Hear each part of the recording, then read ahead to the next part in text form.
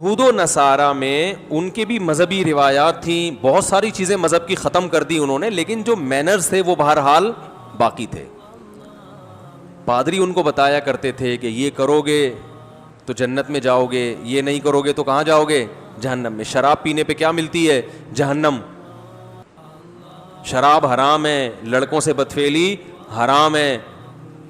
تو جب یورپ نے مذہب کے خلاف بغاوت کی تو حرام اور حلال کا کانسیپٹ ختم.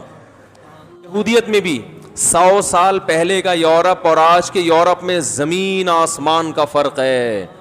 100 سال پہلے یورپ کی لڑکیاں وہ پردے پر فخر محسوس کیا کرتی تھیں، ان کی جسم کی نمائش یہ اچھا عمل بولو بھائی نہیں سمجھا جاتا تھا، حالانکہ مسلم نہیں تھے وہ.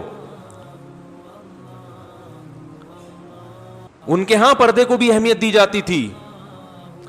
تھائی لینڈ میں کس قدر بے حیائی ہے، ساری دنیا کہتے ہیں کہ عیاشی کے لیے تھائی لینڈ جاتی ہے. تھائی لینڈ کے لوگوں سے میں نے سنا کہ 100 سال پہلے کی جو محاورے ہماری زبان میں اب تک چلے آ رہے ہیں نا، ان میں یہ ہے، ایک انہوں نے مجھے تصویر دکھائی تو انہوں نے مجھے بتایا کہ یہ جو لکھا ہوا ہے نا، یہ ایک ضرب المثل ہے، یہاں مشہور ہے، جو اب ختم ہوتی جا رہی ہے. وہ یہ بتایا گیا ہے کہ عورت گھر کی 4 دیواری میں محفوظ ہے. نہیں آ رہی بات.